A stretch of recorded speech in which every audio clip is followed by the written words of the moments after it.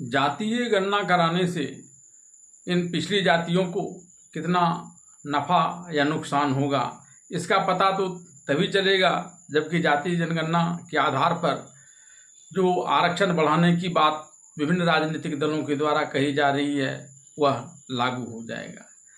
लेकिन हर राजनीतिक दल इसका लाभ उठाने के चक्कर में रहता है। बिहार में भी जब जातिगत गणना हुई थी तब इसके प्रारंभ से ही सभी राजनीतिक दल वालों ने इसके राजनीतिक लाभ उठाने का प्रयास किया और यही कारण था कि उस समय नीतीश कुमार जो कांग्रेस, आरजेडी और जेडीयू गठबंधन के मुख्यमंत्री हुआ करते थे, उनके मंत्रिमंडल में जब इस विधेयक को लाया गया केंद्र सरकार के पास भेजने के लिए, तब भारतीय जनता पार्टी ने भी उसमें समर्थन दिया था।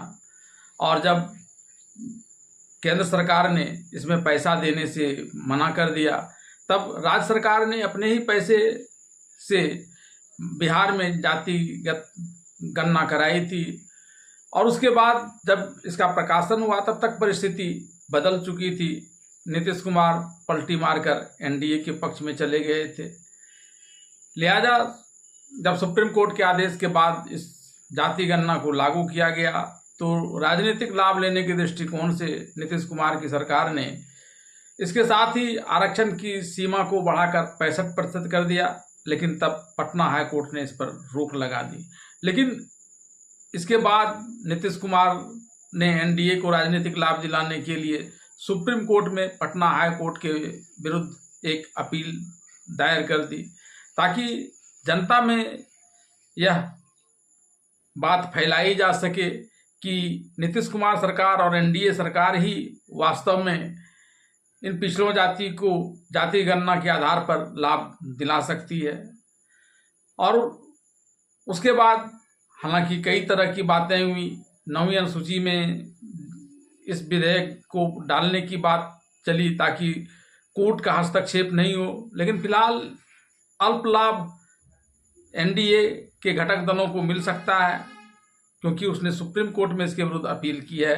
तो भला आरजेडी को यह बात कैसे पच सकती कि उसे कोई लाभ न मिले और सारा का सारा लाभ बिना कुछ किए धरे नीतीश कुमार और एनडीए अपने पक्ष में ले ले। लिहाजा उसने भी आज पूरे बिहार में धरना और प्रदर्शन का कार्यक्रम आयोजित किया और आरजेडी के नेता तेजस्वी यादव ने लोगों से कहा कि हर हाल में वे 65% आरक्षण पिछड़ी जातियों को देकर रहेंगे।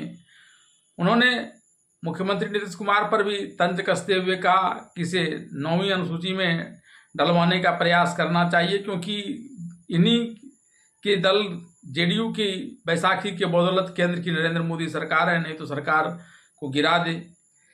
इन तमाम बातों के बावजूद राजनीतिक उठापटक का दौर तो चलता ही रहेगा। लेकिन जरा देखिए कि 9वीं अनुसूची क्या है और क्या राज्य की सरकार वर्तमान परिस्थिति में उसमें कोई विधेयक लाकर डलवा कर इसे सुप्रीम कोर्ट या किसी भी न्यायालय के हस्तक्षेप से बचाकर अपनी मनमानी कर सकता है।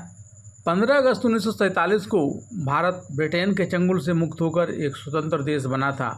इसके बाद देश को भली भांति चलाने के लिए संविधान सभा की अध्यक्षता में भारतीय संविधान का निर्माण कार्य प्रारंभ किया गया और 26 जनवरी 1950 ईस्वी को भारत में इस नए संविधान को लागू कर दिया और इसके साथ ही भारत एक लोकतांत्रिक गणराज्य बन गया। जब हम बात भारतीय संविधान की 9वीं अनुसूची की करते हैं तो इसमें महत्वपूर्ण बात यह है कि जब हमारे देश में हमारा नया संविधान लागू हुआ था 26 जनवरी 1950 ईस्वी को, तब इसमें 9वीं अनुसूची नहीं थी। दरअसल भारत में जब भूमि सुधार कार्यक्रम शुरू हुआ तब इस भूमि सुधार की प्रक्रिया को मध्य प्रदेश, उत्तर प्रदेश और बिहार के न्यायालयों में चुनौती दी गई। बिहार के न्यायालय में ही इसे अवैध घोषित कर दिया गया। इस विषम परिस्थिति से बचने और भूमि सुधारों को जारी रखने के लिए केंद्र सरकार ने प्रथम संविधान संशोधन का फैसला किया, जिसके फलस्वरूप 8 मई 1951 ईस्वी को तत्कालीन प्रधानमंत्री पंडित जवाहरलाल नेहरू ने अनंतिम संसद में प्रथम संविधान संशोधन विधेयक पेश किया। इसके पश्चात 16 मई 1951 को यह विधेयक चयन समिति को भेज दिया गया। चयन समिति की रिपोर्ट के बाद 18 जून 1951 ईस्वी को राष्ट्रपति की मंजूरी के साथ ही यह विधेयक अधिनियम बन गया और संविधान में यह 9वीं अनुसूची के रूप में स्थापित हो गया। बात संविधान की इस 9वीं अनुसूची की जाए तो यह केंद्र और राज्य कानूनों की एक ऐसी सूची है जिसको न्यायालय के समक्ष चुनौती नहीं दी जा सकती है। इस सूची के अंतर्गत आने वाले कानूनों को न्यायिक समीक्षा संरक्षण प्राप्त है, अर्थात इन्हें अदालत में चुनौती नहीं दी जा सकती। संविधान की 9वीं अनुसूची में शामिल विभिन्न कानूनों को संविधान के अनुच्छेद 31B के तहत संरक्षण प्राप्त होता है। पहले संविधान संशोधन के समय 9वीं अनुसूची में कुल 13 कानून शामिल किए गए थे। इसके पश्चात विभिन्न संविधान संशोधन किए गए, जिस कारण अब 9वीं अनुसूची के अंतर्गत आने वाले कानूनों की संख्या बढ़कर 284 हो गई है। संविधान की 9वीं अनुसूची के बनने के बाद सुप्रीम कोर्ट में 9 न्यायाधीशों की एक संविधान पीठ ने इसे लेकर सर्वसम्मति से एक फैसला दिया था। सुप्रीम कोर्ट के इस फैसले के अनुसार 9वीं अनुसूची के तहत कोई भी कानून अगर मौलिक अधिकारों या संविधान के मूल ढांचे का उल्लंघन करता है तो उसकी न्यायिक समीक्षा की जा सकती है। इस पर टिप्पणी करते हुए और स्पष्ट करते हुए शीर्ष न्यायालय ने कहा कि किसी भी कानून को बनाने और उसकी वैधानिकता तय करने की शक्ति केवल विधायिका या कार्यपालिका पर नहीं छोड़ी जा सकती। ऐसे में अगर संसद कानून बनाता है तो उसके द्वारा बनाए गए कानून की व्याख्या करने और उसकी समीक्षा करने की शक्ति न्यायपालिका के पास ही रहेगी। इस संदर्भ में वर्तमान समय में जातिगत गणना के आधार पर बिहार सरकार द्वारा कानून बनाकर इसे संविधान की 9वीं अनुसूची में डलवाने के बिहार सरकार के प्रयास की बात की जाए तो फिलहाल जब तक यह मामला सुप्रीम कोर्ट में है तब तक सरकार ऐसा नहीं कर सकती है, और अगर सरकार ऐसा करती भी है तो शीर्ष न्यायालय इसे निरस्त कर सकता है।